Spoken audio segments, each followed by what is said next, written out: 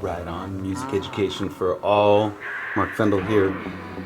I want to do a quick video about some gear. I don't want to say I hate this piece of gear, but let's just say I despise this piece of gear. What is this? This is the Alesis ADAT, made in between 1997 and 2003. And this was a VHS format for 8 tracks. See, you can see there's 8 tracks, and it works on basically a VHS tape. And this was a way you could put 8 tracks on tape, and then you could buy multiple machines and then hook these up with an optical cable. You could chain them, theoretically, right? And so you could have like 16 tracks or more, and you can chain multiple machines. That was the idea anyway. And then, you know what happened, digital recording came in, and then we just didn't really need these machines anymore.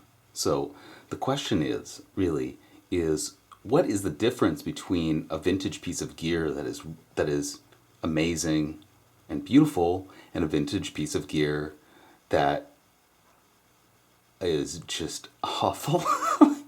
I mean, and these are really good questions to ask, you know, whether these things hold the test of time and if they're useful at all for anything.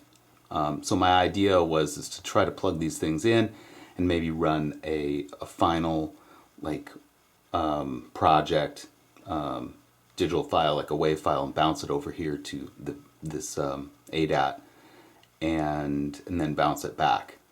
And then effectively you'd have like a different sound, you know, because you put it on tape for a second, then you bounce it back. And I know there are bands that have done this kind of thing, and it's cool. Like, it'll change the color of the sound, and that's kind of what I was hoping to do. But I just ran into so many problems doing this, and like I was going out from my Focusrite, the main outs, to 1, 2 in, and there's just 8 in, 8 out on the back of the Alesis RCA, and that's all it is, and the optical cable, so that doesn't really do anything for me. But I just got so many problems, like really nasty, and I mean really mean feedback, and I don't know, it just doesn't. I tried like recording straight from a tape player into this, and the mains out of the Focusrite into the Alesis, and I just could not. And I'm 2 machines deep now. My friend gave me 3 of these. Is that really a friend? No, I'm just kidding.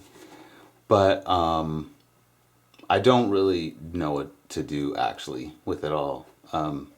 And you know, this is the thing about some of these things. It's like, am I really spinning my wheels and like not doing music?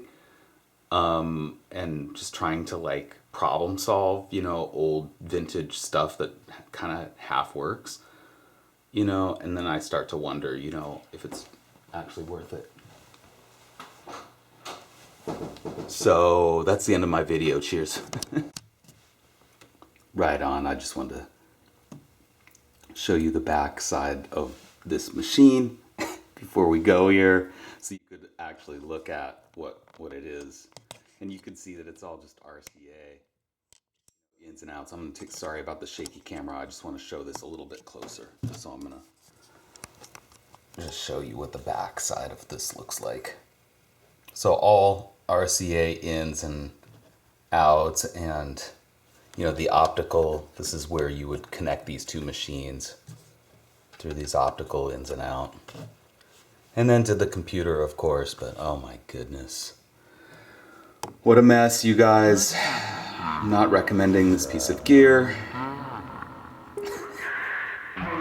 Unless somebody says something otherwise. Alright, feel free to leave a comment. And wishing you all bright moments.